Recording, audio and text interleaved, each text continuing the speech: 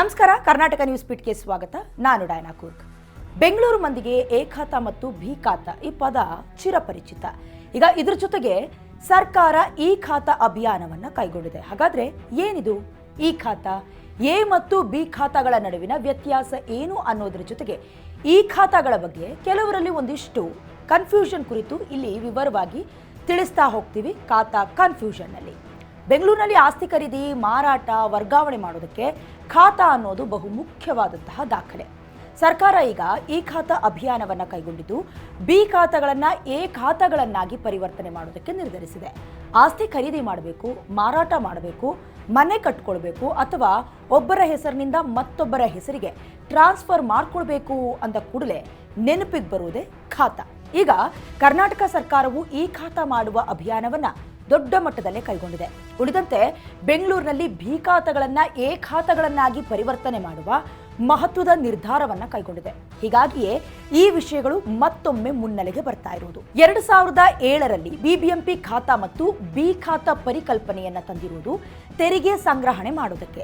ಸಾಮಾನ್ಯವಾಗಿ ಕರ್ನಾಟಕದಲ್ಲಿ ಆಸ್ತಿಗಳಿಗೆ ಎ ಖಾತಾ, ಬಿ ಖಾತಾ ಹಾಗೂ ಈ ಖಾತಾ ದಾಖಲೆಗಳನ್ನು ನೀಡಲಾಗುತ್ತೆ. ಹಾಗಾದ್ರೆ ಎ ಬಿ ಖಾತಾ ಅಂದ್ರೆ ಏನು, ಜೊತೆಗೆ ಈ ಖಾತಾ ಅಂದ್ರೆ ಏನು ಅನ್ನೋದನ್ನ ನಿಮಗೆ ತಿಳಿಸ್ಕೊಡ್ತೀವಿ. ಎ ಖಾತಾ ಅಂದ್ರೆ ಆಸ್ತಿಯ ಎಲ್ಲ ದಾಖಲೆಗಳು ಕಾನೂನುಬದ್ಧವಾಗಿರುತ್ತೆ. ಆಸ್ತಿಯ ಮಾಲೀಕರು ಎಲ್ಲ ಸರ್ಕಾರಿ ನಿಯಮಗಳನ್ನ ಪಾಲಿಸಿ ನೋಂದಣಿಯನ್ನ ಮಾಡಿಕೊಂಡಿರ್ತಾರೆ. ಹೀಗೆ ಎಲ್ಲಾ ರೀತಿಯ ಕಾನೂನುಬದ್ಧವಾಗಿರುವ ಆಸ್ತಿಗೆ ಎ ಖಾತಾ ನೀಡಲಾಗಿರುತ್ತೆ.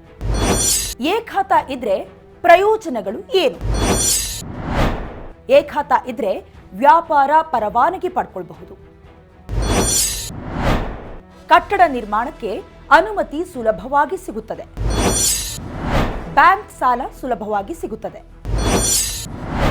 ಆಸ್ತಿಯನ್ನ ಖರೀದಿ ಮಾಡುವವರು ಯಾವುದೇ ಅನುಮಾನವಿಲ್ಲದೆ ಖರೀದಿಸಬಹುದು,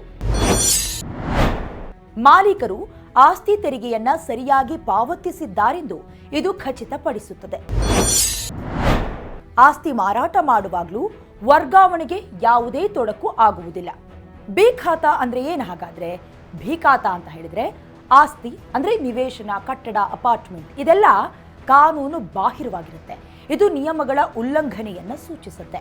ಸರ್ಕಾರದಿಂದ ಪೂರ್ಣ ಪ್ರಮಾಣ ಅಲ್ಲದ ಅರೆ ಅನುಮತಿಯನ್ನ ಕೂಡ ಪಡ್ಕೊಂಡಿರಬಹುದು. ಅನಧಿಕೃತ ವಿನ್ಯಾಸ, ಪೂರ್ಣಗೊಳ್ಳದ ಕಟ್ಟಡ ಮತ್ತು ನಿಯಮ ಬಾಹಿರ ನಿರ್ಮಾಣ ಕೂಡ ಆಗಿರಬಹುದು. ಒಟ್ಟಾರೆ ಆಸ್ತಿಯು ಸಂಪೂರ್ಣ ಕಾನೂನುಬದ್ಧವಾಗಿ ಇಲ್ಲ ಅಂತ ಅರ್ಥ.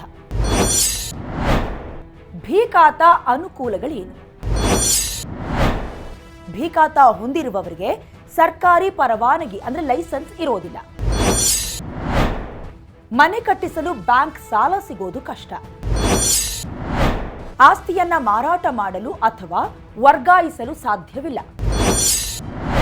2014ರಲ್ಲಿ ಹೈಕೋರ್ಟ್ ಬಿ ಖಾತಾ ಆಸ್ತಿಯನ್ನ ಅಮಾನ್ಯ ಅಂತ ಹೇಳಿದೆ.